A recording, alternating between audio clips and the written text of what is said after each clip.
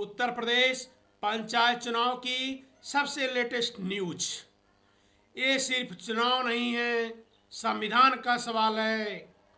Court अब पंचायत चुनाव को लेकर सरकार से एक ही बात चाहता है, देरी नहीं, बहाना नहीं, सीधे चुनाव।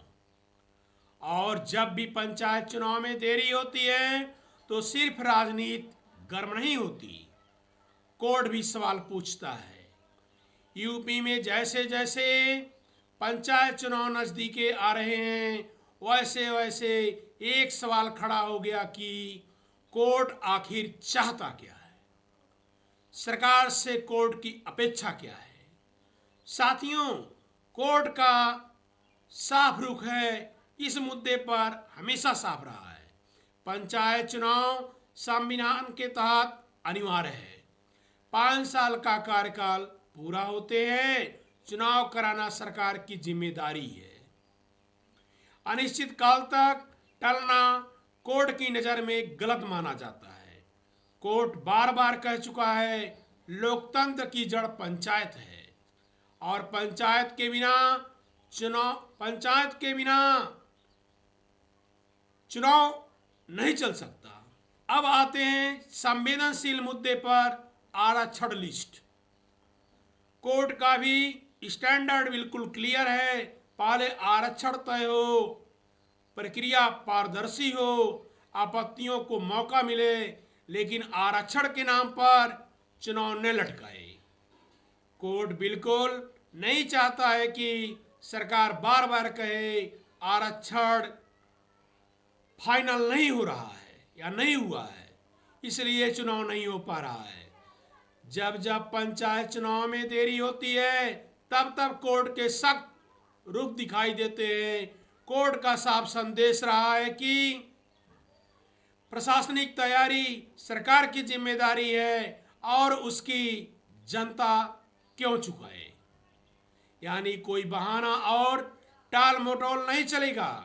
जैसे जैसे पंचायतों का कार्यकाल खत्म होने वाला होता है वैसे वैसे कोर्ट की निगाहें तेज हो जाती है। कोर्ट ने साफ संकेत दिया कि चुनाव समय पर हो, आरक्षण जल्द तैयार हो, लोकतंत्र को रोका न जाए। कोर्ट किसी नेता और किसी पार्टी के साथ खड़ा नहीं होता है। ऐसा नहीं कि जिसकी सरकार है उसके साथ खड़ा होगा, वह केवल संविधान के साथ ही खड़ा रहता है। यानी साफ शब्दों में कोर्ट का कहना है कि चुनाव में सरकार देरी नहीं कर सकती, सही समय पर चुनाव कराए। सरकार से जवाब तलब में कोर्ट कर सकता है, इसलिए पंचायत चुनाव को हल्के में लेना आसान नहीं है।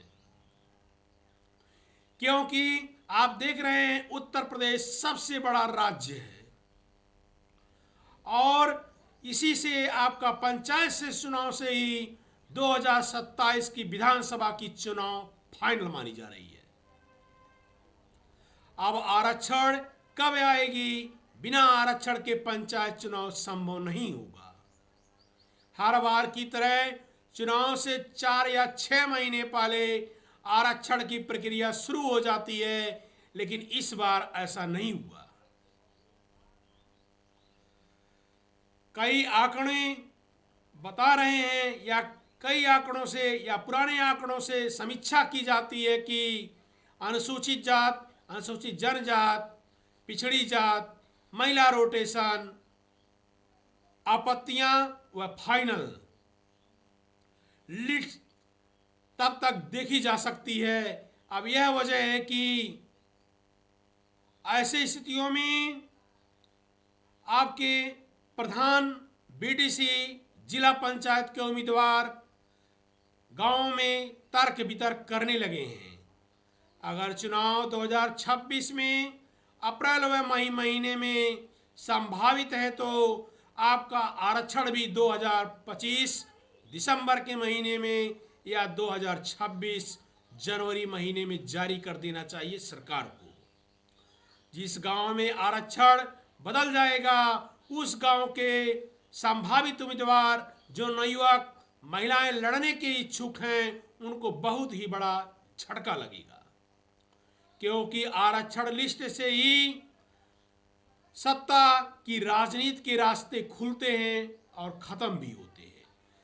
यदि मान लिया जाए कोई लड़ने के लिए इच्छुक है और उसका आरक्षण आ गया तो उसके लिए रास्ता खुल गया, और कोई लड़ने के लिए इच्छुक है और उस जाति या उस वर्ग का जो आरक्षण नहीं आया तो उसकी राजनीति 5 साल के लिए खत्म हो गई।